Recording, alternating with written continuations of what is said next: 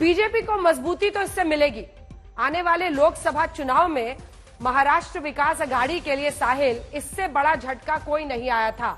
उद्धव ठाकरे सरकार गिरी और शिवसेना भी दो फाड़ में, और उसके बाद से ये हो जाना 65 साल के लगभग के अपने राजनीतिक सफर में शायद शरद पवार को इतना बड़ा झटका कभी नहीं मिला होगा। अजित पवार ने 2019 में दिया था जब सुबह सवेरे सबके उठने के पहले शपथ ले ली थी, लेकिन इस बार तमाम दिग्गजों का उनके साथ होना शपथ ग्रहण में, छगन भुजबल ने भी शपथ ले ली है मंत्री पद की, प्रफुल्ल पटेल का वहां पर होना, शायद 65 साल के उनके सफर में सबसे बड़ा झटका है ये साहिल उनके लिए।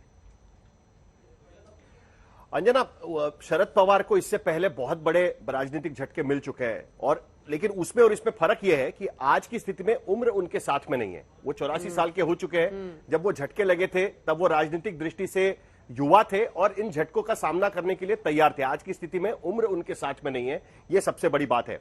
लेकिन आपने जो 2 तारीख का जिक्र किया, जब हम लोग बातचीत कर रहे थे, आपने सही कहा कि प्रफुल्ल पटेल, छगन भुजबल उनके चेहरे उतरे हुए थे और वो रिक्वेस्ट कर रहे थे शरद पवार को कि आप पार्टी का अध्यक्ष पद मत छोड़िए।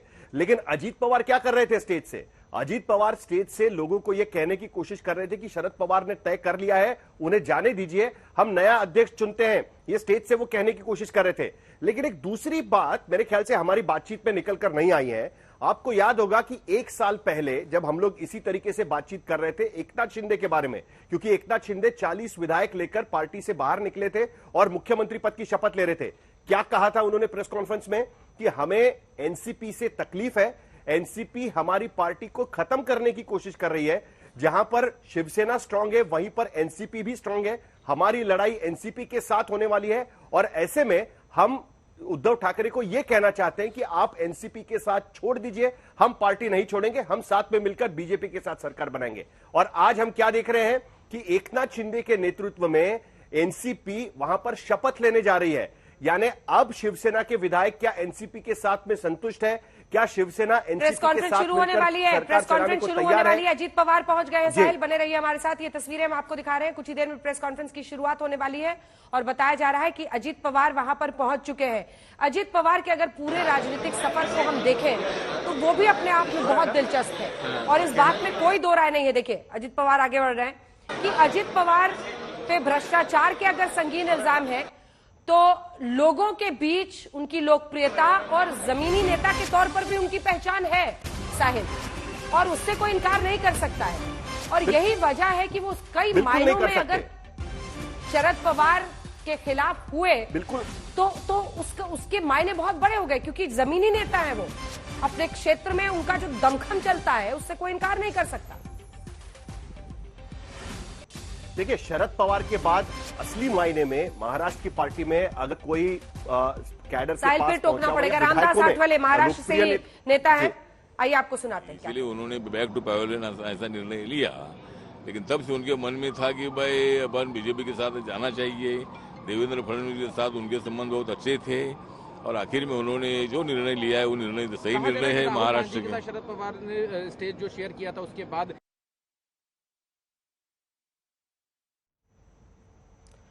तो बोल रहे थे रामदास आठवले, पूरी उनकी बात नहीं हो पाई, लेकिन साहिल अपनी बात पूरी कीजिए।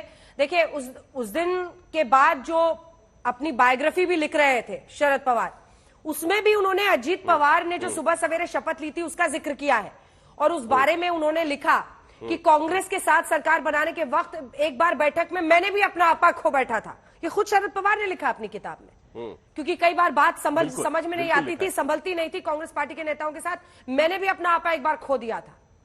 अजीत पवार को वो में कांग्रेस की भूमिका के बारे में भी लिख रहे हैं और फिर अब उसी के कंटिन्यूटी में हम देखें तो अजीत पवार अलग हो गए। देखिए अजीत, बीजेपी और एनसीपी के साथ में ये पहली बातचीत नहीं है। 2014 से ही बीजेपी और एनसीपी की कई बार बातचीत हो चुकी है। 2014 में आपको याद होगा कि देवेंद्र फडणवीस पहले जब मुख्यमंत्री बने तब एनसीपी के बाहरी समर्थन से वो मुख्यमंत्री बने थे। शिवसेना तो उस मंत्रिमंडल में बाद में शामिल हुई थी।